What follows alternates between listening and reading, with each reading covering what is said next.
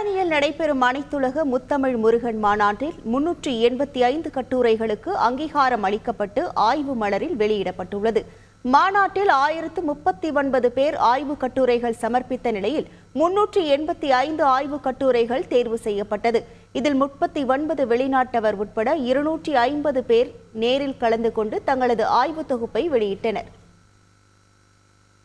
ஆய்வு கட்டுரையாளராகவும் சிறப்பு சிந்தனை அரங்கத்தில் கலந்து கொள்ளக்கூடிய ஒரு பெருவாய்ப்பையும் பெற்றது நான் உண்மையில் பெருமையாக கருதுகின்றேன்.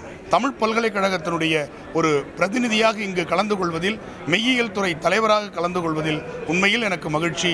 திருமுருக கிருபானந்த வாரியார் அரங்கு, செங்கல்வராய பிள்ளை அரங்கு, இப்படி பல்வேறு அரங்குகளுடைய பெயர் வைப்பதில் கூட அழகான ஒரு நெறிமுறையை இந்த ஆய்வரங்கம் பின்பற்றி இருக்கிறது.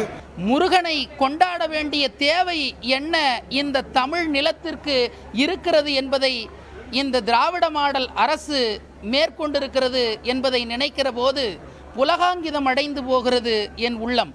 முருகன் என்ற முத்தமிழ் கடவுள் தமிழ் நிலத்தை காக்க வந்தவன் என்பதை இந்த தமிழ் மக்கள் மறந்துவிடக் கூடாது என்பதற்காகவும் இந்த மாநாடு இங்கே செம்மையுற நடைபெற்று கொண்டிருக்கிறது.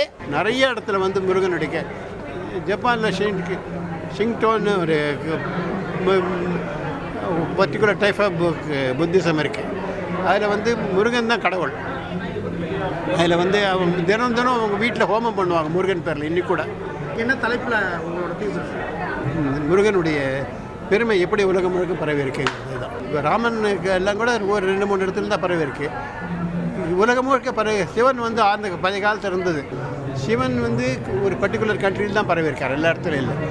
பழைய காலத்தில் 5,000 வருஷத்துக்கு முன்னாடி சவுத் அமெரிக்காவில் இருந்தது சிவா.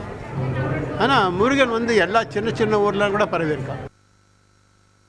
திண்டுக்கல் மாவட்டம் பழனியில் நடைபெறும் அனைத்துலக முத்தமிழ் முருகன் மாநாட்டினை முன்னிட்டு அருள்மிகு பழனி ஆண்டவர் கலை மற்றும் பன்னாட்டு கல்லூரி வளாகத்தில் அமைக்கப்பட்டுள்ள கண்காட்சி அரங்கம் பொதுமக்கள் அனைவருக்கும் இலவச அனுமதியுடன் வரும் 30ஆம் தேதி வரை செயல்பட உள்ளதாக திண்டுக்கல் மாவட்ட ஆட்சியர் பூங்கொடி தெரிவித்துள்ளார்.